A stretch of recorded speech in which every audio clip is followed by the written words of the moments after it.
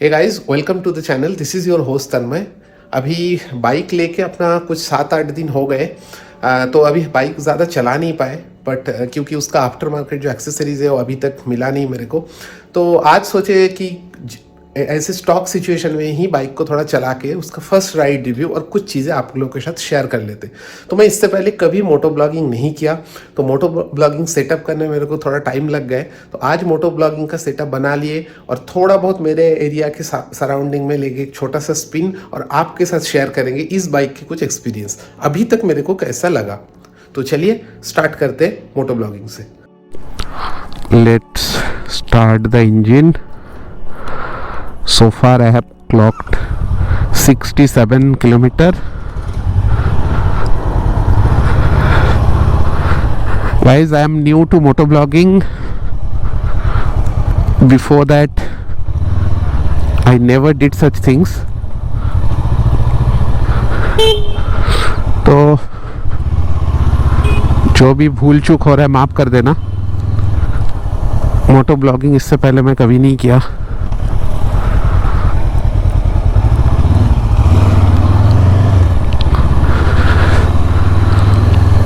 Bike बहुत easy feel हो रहा है।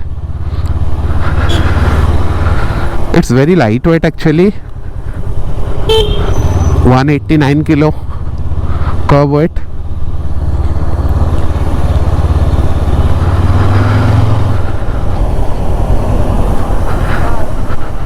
It pulls in a very sweet manner, not aggressive like KTM Duke.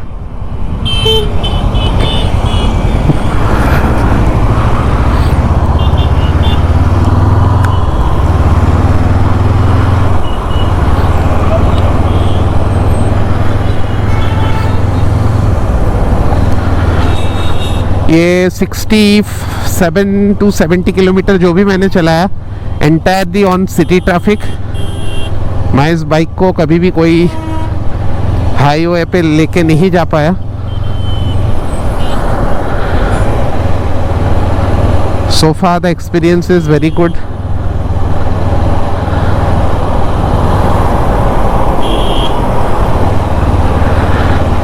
I am not at all feeling like I am riding a new bike, but फिर भी मेरे को उतना confidence नहीं था क्योंकि इससे पहले मैं कभी भी ऐसे मिडिल वेट के बाइक ओन नहीं किए थे। तो इसीलिए मैं थोड़ा खुद को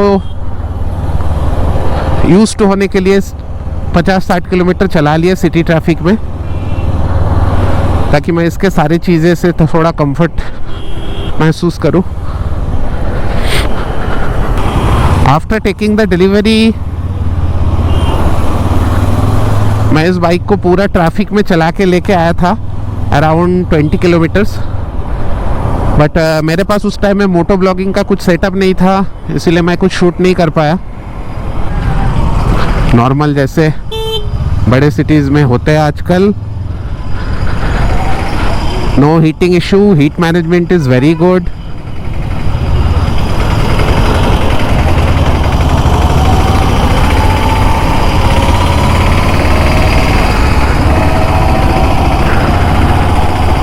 इन KTM जब भी रेडिएटर किक इन होता है, जब भी रेडिएटर फैन ऑन होता है तो वो ऑडिबल होता है एंड वो पैर पे भी वो गर्म हवा लगने लगते, बट इस केस में ऐसा नहीं है। Heat management and weight management is also very good.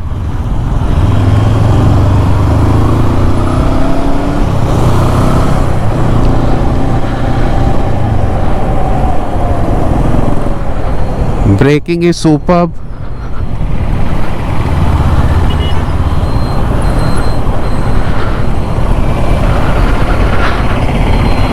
ऐसे ज़्यादा कुछ तकलीफ नहीं हुआ मेरे को इस बाइक को चलाने में। बहुत इजी गोइंग मोटरसाइकिल है क्योंकि आप समझ सकते हो इसका वेट है केवल 190 किलो एंड अगर मैं कंपेयर करूँ तो क्लासिक 350 का वेट इससे ज़्यादा है, तो आप समझ सकते हो उस कंपैरिजन में। तो इसीलिए इसको उतना यूज़ टू होने के लिए टाइम नहीं लगा।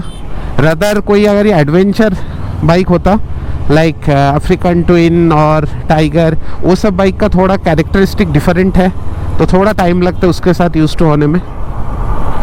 इवन एडवेंचर 390, मैं ये शूट करने के लिए फर्स्ट राइड में घर के पास ही है BHEL, उसमें जा रहा हूँ।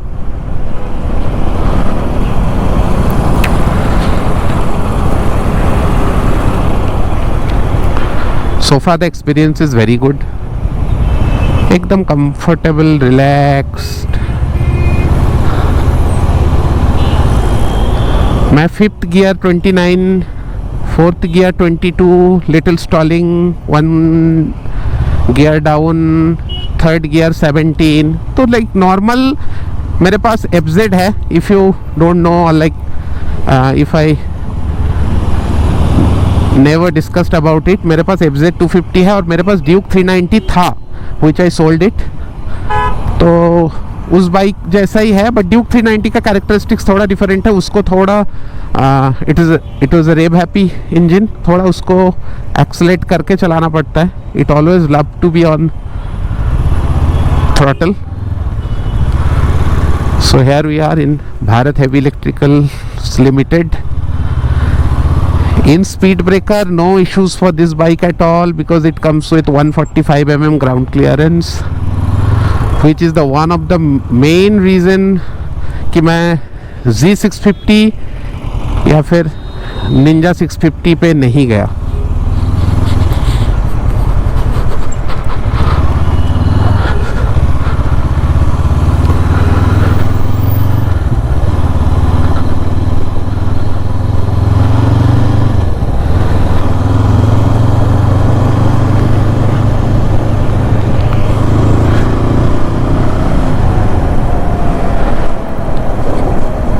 But when it pulls clean nicely.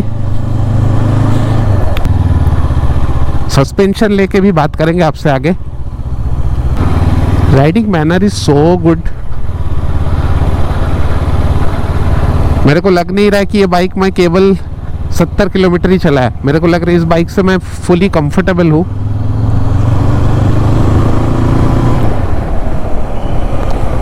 और मैं बहुत दिन से इसको यूज़ कर रहा हूँ। अभी हम लोग BHEL के अंदर है और जैसे आप देख सकते हैं पतली सड़क, आराम से जा रहे हैं, थर्ड गियर 30 के स्पीड पे, कोई टेंशन नहीं, कोई हीट नहीं, एकदम कंफर्टेबल।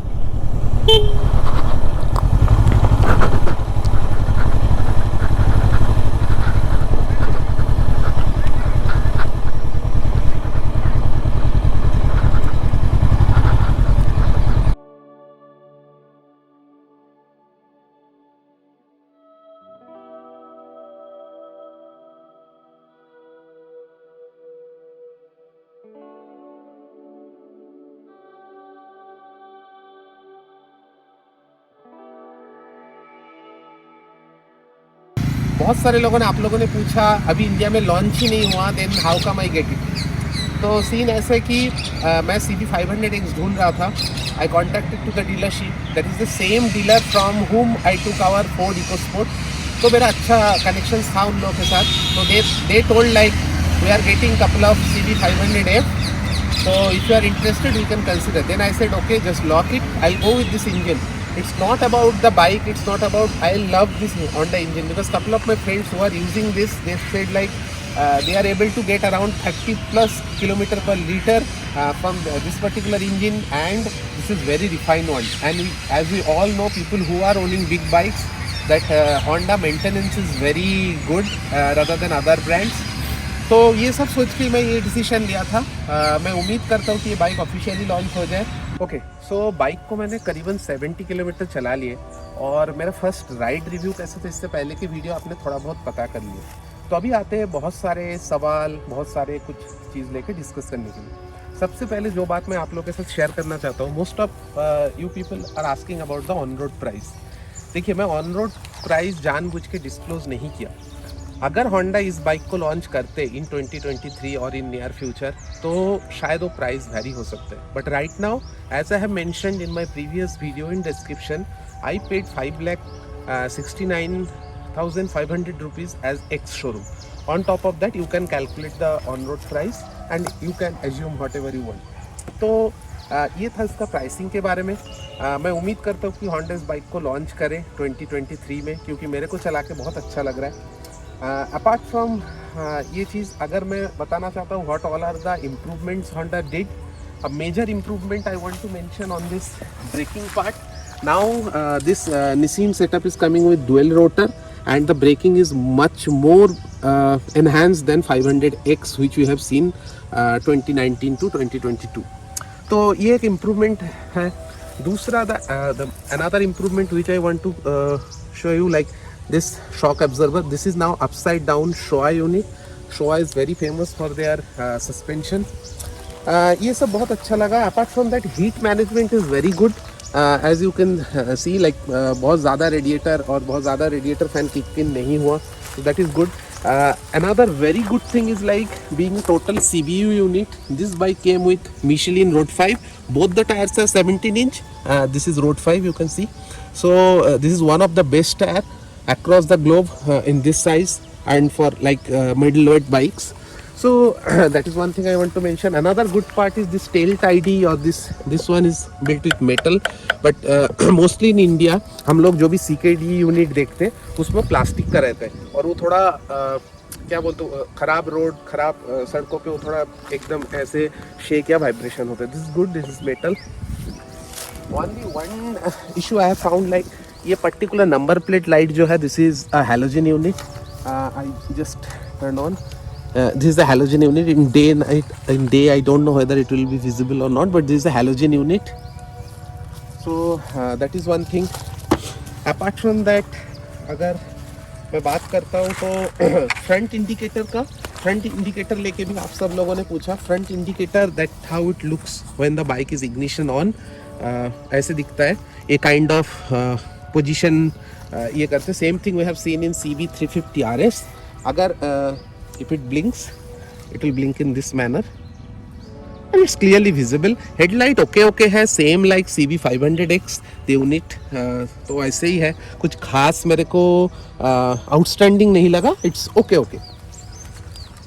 तो ये था. अभी बताते इसका कुछ शॉर्टकमिंग्स भी बताना चाहिए. सबसे बड़ा शॉर्टकमिंग्स मेरे को लगा इसका ये जो फ्रंट मड फ्लैप या फिर मड गार्ड है.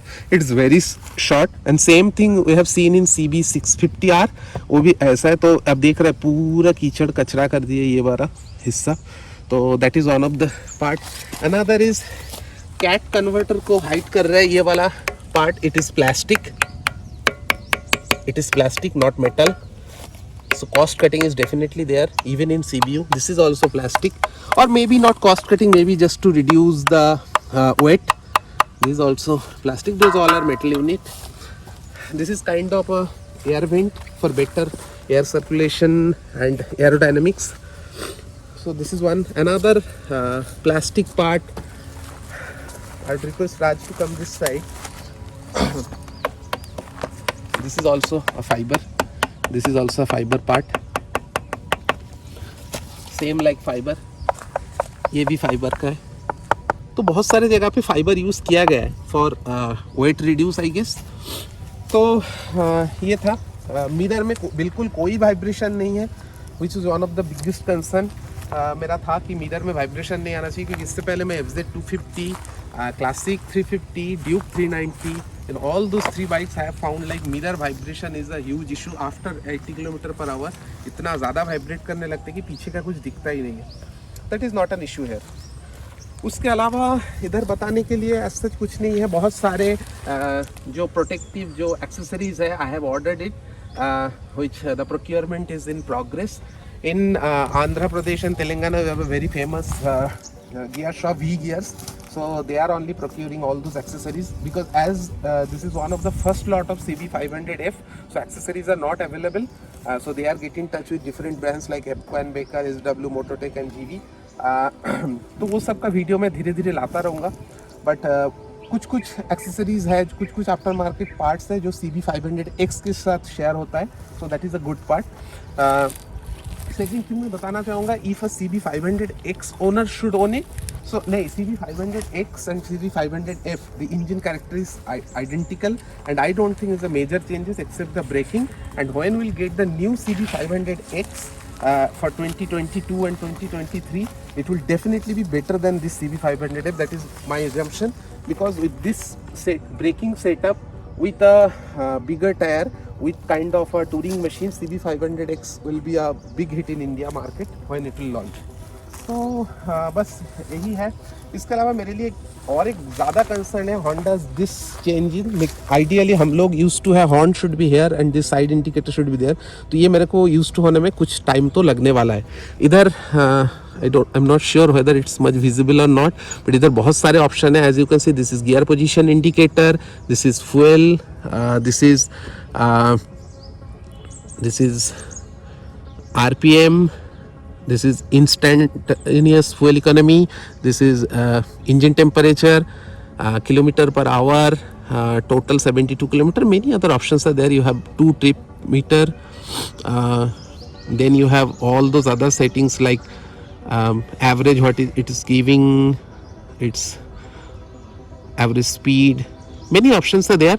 Okay, another thing, like this bike won't come with a traction control, which I think a big miss for Honda in 2022. This bike is only equipped with dual channel ABS and slipper clutch. So I think Honda should consider this thing. I don't know whether I have missed anything or not. If I have missed, just let me know. I'll cover in next video. Yes, this lever is adjustable, but unfortunately the clutch one is not adjustable. Even nowadays all other bikes like KTM and other brands are providing both the adjustable lever, and Honda should follow the same. बस वही है. बाकी ऐसा कुछ खास नहीं है. चला रहा हूँ मैं इसको, चला के मज़ा आ रहा है, और भी धीरे धीरे मैं वीडियो लाता रहूँगा. इस बाइक के साथ एक्सेसरीज डालने के बाद उसका राइडिंग डायनामिक्स में क्या चेंजेस आ रहे हैं, what will be the touring comfort में, स्लोली वो सब धीरे धीरे I will bring it on the channel. तो अभी के लिए इतना ही है. और कुछ आपकी क्वेरी है इस बाइक को लेके, you can ask me. By the way, many people are asking about the ground clearance. The ground clearance is adequate as per the manual which I have received, which is for the Thailand, and the ground clearance marked as 145 mm. So that is adequate. I never touched any the intrusive speed breaker and all, so that is good. Okay, तो एक चीज़ आप लोगों के साथ share करना मैं भूल गया, इसका सस्पेंशन क्वालिटी. तो देखिए, CB500F इससे पहले एटलीस्ट मेरा तो कुछ एक्सपीरियंस नहीं था, बट 500X के साथ अगर मैं कंपेयर करूँ, it is obviously in a stiffer side, being a street fighter looks. तो वही एक चेंजेस दिखा तो सस्पेंशन में मेरे को, बट ये कंपैरिजन नहीं करना चाहिए, बिकॉज प्रीवियस जनरेशन CB500F हम लोगों ने नहीं चलाया, तो बिना चलाए इसमें कमेंट करना ठीक नहीं है. But this suspension is very good. मैं ड्यूक 390 यूज़ किया. Duke 390 suspension is on a very stiffer side, it is not that much stiff, and अगर मैं दूसरा कोई बाइक लेता हूँ बहुत ज़्यादा सॉफ्टर साइड में भी नहीं है. It is like adequate and you'll feel comfortable with this.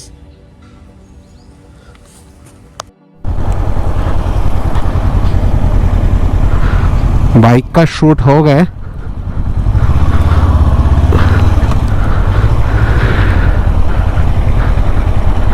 तो अभी वापस रिटर्न कर रहे हैं. बाइक को चला के बड़ा मज़ा है यार. कब इसका एक्सेसरीज आएगा, इसको लेके बहुत दूर दूर जाएंगे.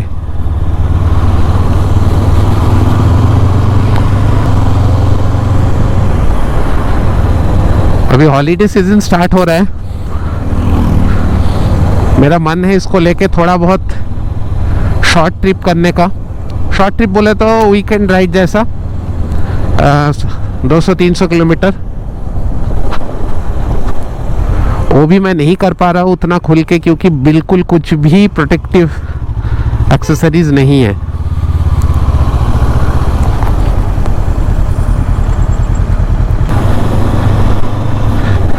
ऐसे बाइक सारे ब्रांड में लानी चाहिए, और थोड़ा प्राइस ठीक ठाक से करना चाहिए. अच्छे से प्राइस रख लिया तो इंडिया में ऐसे बाइक का डिमांड अच्छा ही रहना चाहिए.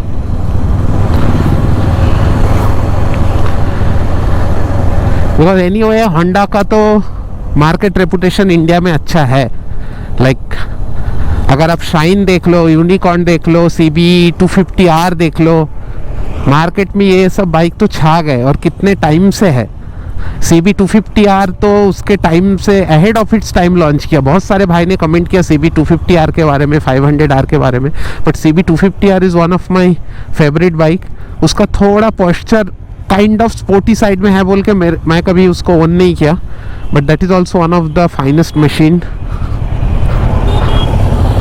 और वो कौन से टाइम पे लॉन्च किया था? It's well ahead of its time. चलो ऑलमोस्ट घर पहुंच गया मैं।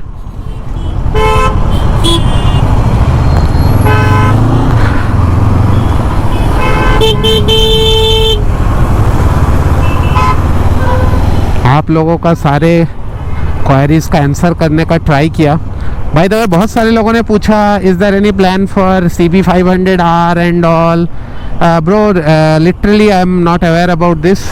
आपको जैसे गूगल में या फिर किधर भी जैसे र्यूमर्स टाइप का दिख रहा है, मेरे को भी उतना ही पता है। I am also not sure, but I expect कि होंडा शुड लॉन्च 3 मॉडल्स। अरे रेसिपी आप लोगों को पता है कि ये इंजन लेके आ जाओ, you have already a super product 500X, launch 500F and bring another faired version 500R। That's it. And on top of everything price treat well. अगर प्राइस ठीक नहीं करोगे, अगर प्राइस ज़्यादा होगा तो डेफिनेटली कंपटीशन तो बहुत ज़्यादा है। बाय द वे मेरे को शायद लग नहीं रहा है मैं आपको क्लचिंग के बारे में बताया। Clutch is super light which is usual with Honda and I like it. कोई स्ट्रेस नहीं है, कोई पेन नहीं है, एकदम super light feather light clutch.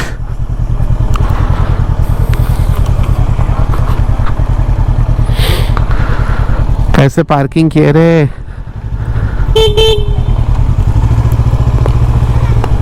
इसका हॉर्न चेंज करना पड़ेगा, एकदम ही मेलो हॉर्न है। धीरे धीरे वो सब भी करेंगे। फर्स्ट सर्विस का वीडियो भी लाऊंगा मैं, सर्विस का एक्सपीरियंस कैसे रहता है। मैं सुना है कि होंडा का सर्विस बहुत अच्छा होता है, तो देखते हैं।